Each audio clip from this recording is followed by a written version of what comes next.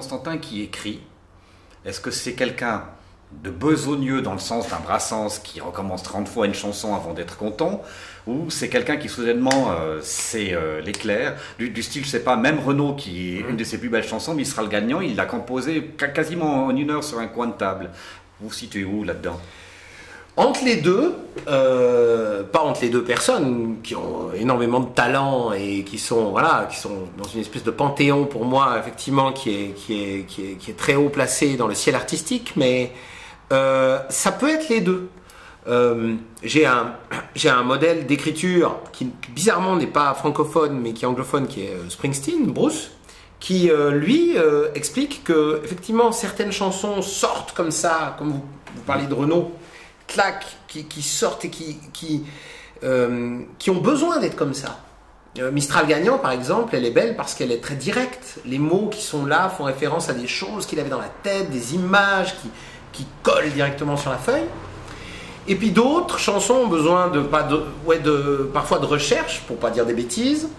Et puis parfois plus de moments où on doit réfléchir sur ce qu'on a écrit pour revenir après à quelque chose de plus pur, de plus net, de plus sobre. Et moi, là, sur cet album-là, j'ai plutôt eu tendance à réécrire plein de fois les choses. Un texte comme 30 ans, qui est le premier truc de l'album, j'en ai fait 4 versions, des refrains différents, certains trucs que je me dis, mais mon Dieu, comment j'ai pu écrire ça sans avoir été mis en prison. Oui, c'est ça, il en a fallu des moments de faiblesse, mais...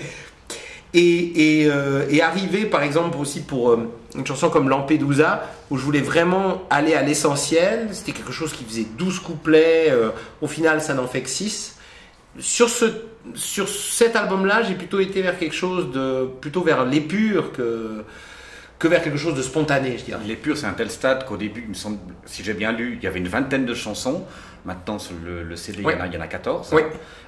Les 6 qui sont passés à la trappe, pourquoi? Ma femme, essentiellement. Ah. Je le dis avec toute la gravité que ça comporte. C'est-à-dire que j'avais fait, on peut voir d'ailleurs sur internet, de vous entendre. C'est ça, ouais. Karen. Voilà, je voulais pas forcément associer son nom à ce que je vais dire, mais c'est vrai. J'arrivais avec, elle m'avait dit, on repart dans l'aventure parce qu'elle s'investit beaucoup aussi. Elle dit, on repart dans l'aventure d'un 4e album. Il faut que tu aies fait 20 chansons. Alors déjà, j'avais écrit 40 textes.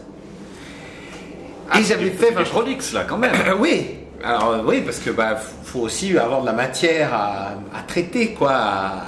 Il faut avoir des trucs à élaguer pour porter quelque chose. Puis j'arrive avec 20 titres et j'avais fait, on peut voir sur mon compte Instagram ou sur Facebook, il y a une photo où il y a des petites grilles avec des noms de chansons.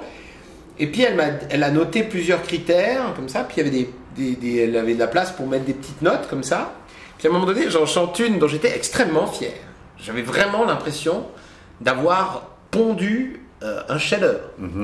Et bien mal m'en a pris d'être aussi prétentieux. J'arrive, je présente le truc et je ne comprends pas ce qu'elle marque sur le petit carré là. Je lui dis, je m'excuse, c'est un petit dessin, c'est quoi? On dirait un bateau qui coule. Et elle me dit, oui, c'est un bateau qui coule.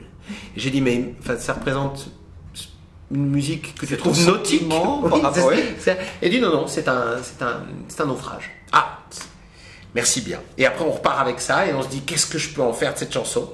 Est-ce que je peux la sauver du naufrage ou pas? Celle-là, il se trouve que je l'ai laissée tomber, mais il y en a d'autres où elle m'a dit, ça ne veut rien dire.